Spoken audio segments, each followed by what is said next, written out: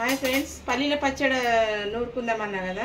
ఇక పల్లీల పచ్చడి దీంతో ఈ గ్లాస్ తోటి పల్లీలు తీసుకొని ఇక వేయించేసిన మంచిగా వేయించి ఇక ఇట్లా దూరగా వేసుకోవాలి. ఎక్కువ వేస్తే కూడా టేస్ట్ పోతుంది. ఇట్లా దూరగా వేయించుకోవాలి. దూరగా వేయించుకొని ఈ చల్లగా అయ్యేంత వరకు చల్లగా అయినంత వరకు మనం టమాటాలు వేయించుకుందాం. టమాటాలు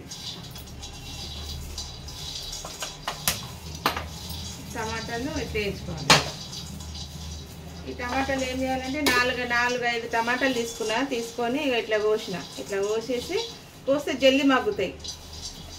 టమాటాలు, పచ్చిమిరపకాయలు, చింతపండు ఇంత చింతపండు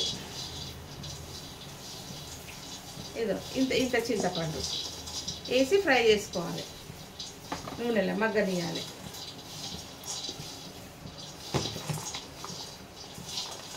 ఒక 2 స్పూన్ల నూనె పోసుకొని ఈ టమాటాలు వేసేయాలి. ఇదే టమాటా ఇట్లా టమాటాలు, పచ్చిమిరపకాయలు, పొట్ట జీర వేయాలి. అట్లనే వేస్తే చిక్కుతాయి. ఇట్లా పొట్ట జీరన్నా లేకపోతే ఇట్లా హాఫ్ ముక్కనైనా వేసుకోవాలి. ఇట్లా హాఫ్ ముక్కనైనా లేకుంటే ఇట్లా పొట్ట జీర వేయాలి. ఇట్లా పొట్ట జీర వేస్తే ఇట్లా ఎగరవు అనమాట. పాట్ అని ఎగురుతాయి. ఇక ఇట్లా పచ్చిమిరపకాయలు అండి, ఇన్ని పచ్చిమిరపకాయలు వేస్తున్నాయి. ఎందుకంటే పల్లీలు టమాటాలకు జర ఎక్కువనే కావాలి పచ్చిమిరపకాయలు. స్పైసీ తినేటోళ్ళు అయితే వేసుకోండి, మంచిగా తక్కువ కావాలంటే తక్కువ వేసుకోండి. కొంచెం ఉప్పు వేసి ఫ్రై చేయాలి. 1 స్పూన్ వేయాలి. మళ్ళీ తర్వాత వేద్దాం. కొంచెం తర్వాత ఉప్పు వేసి మంచిగా మగ్గనియాలి. మగ్గనిచ్చి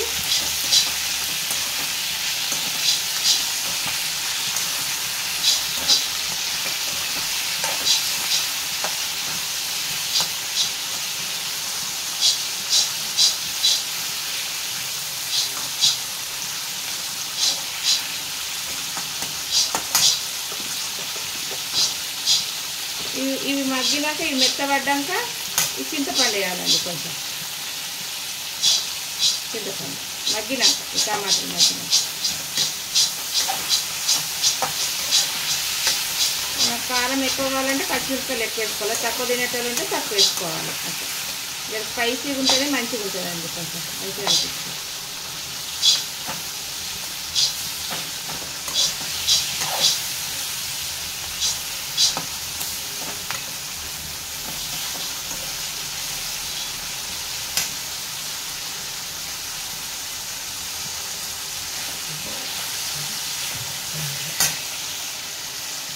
మగ్గింది కదండి. ఒక పిడికెడు ఇంత ఒక పిడికెడు అంతా చింతపండు వేసాను. కడగాలండి దీన్ని, వాటర్లో కడగాలి. చింతపండు కడిగి వేసుకోవాలి. అట్లనే వేయద్దు. ఏదైనా గిమ్ము ఉంటుంది కదా, ఇష్టం ఉంటుంది.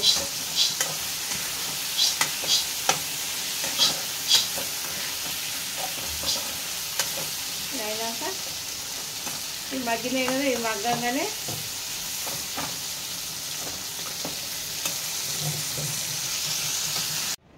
ఫ్రెండ్స్ పల్లీల పచ్చడకు ఇట్లా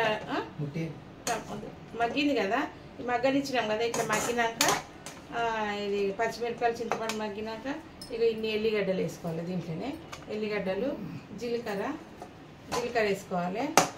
ఇక పల్లీలు మిక్సీలు వేసుకున్నాండి. పల్లీలు మిక్సీలు వేసుకుని ఇవి చల్లారినాయి కదా. చల్లారినాక 1 స్పూను జీలకర్ర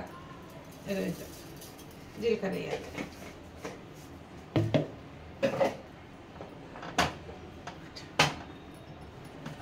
ఇవన్నీ మిక్సీలు వేసుకుంటాం.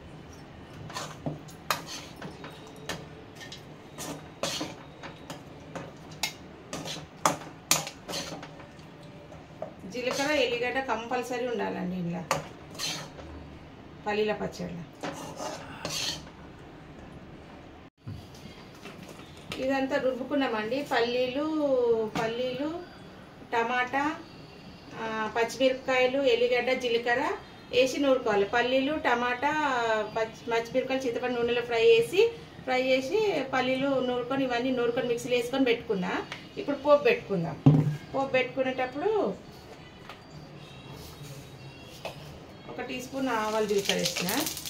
ఆవాలు జీలకర్ర వేసినాక ఎండుమిరపకాయలు వేసినాక ఒక 4 పచ్చిమిరపకాయలు వేసుకోవాలి. ఎందుకంటే పచ్చళ్ళు అది తింటే పచ్చడితో తినొచ్చండి, బాగుంటుంది. ఇక్కడ పొట్ట గీర వేయాలి. మనం కావాలంటే ఈ పచ్చిమిరపకాయలు అంచు పెట్టుకోవచ్చు మంచిగా. వేసినాక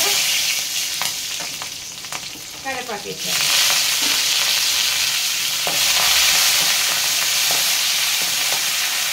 కరివేపాకు వేసినాక కొంచెం పసుపు వేయాలండి. వీటికి కొంచెం 1/2 టీ స్పూన్ పసుపు వేసుకోవాలి. కొంచెం ఇంగు వేయాలి. ఇంగు వేస్తేనే టేస్ట్ వస్తుంది దీనికి పల్లీల పచ్చడి. ఏ పచ్చడిలో కూడా ఇంగు వేసుకోవాలి కొంచెం.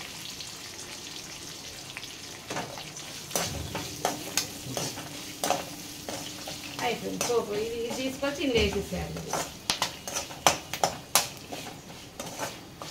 ఇది మంచిగా ఫ్రై అయినాక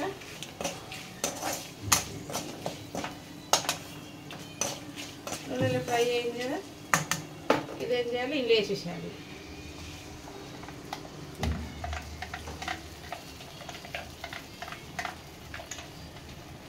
పల్లీలు, టమాటా, పచ్చిమిరపకాయలు, చింతపండు, జీలకర్ర, ఎల్లిగడ్డ వేసి నూనెలో మగ్గనిచ్చి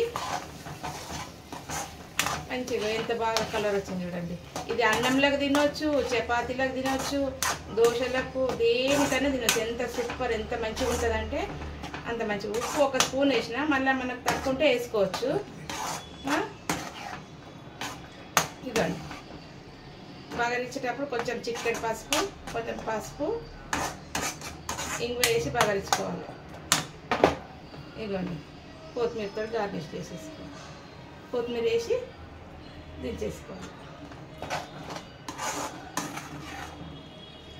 ఇదండి రెడీ నువ్వులు పల్లీల పచ్చడి అండి. దోశలకు కానీ, చపాతీకి కానీ, అన్నంలకు అయితే సూపర్ ఉంటుంది. రొట్టెలకు, దేనికైనా, దోశలకు, ఇడ్లీలకు, అన్నిటికండి ఇది. ఇప్పుడు దోశలు వేసుకొని తిందామండి. దోశలతో కాంబినేషన్.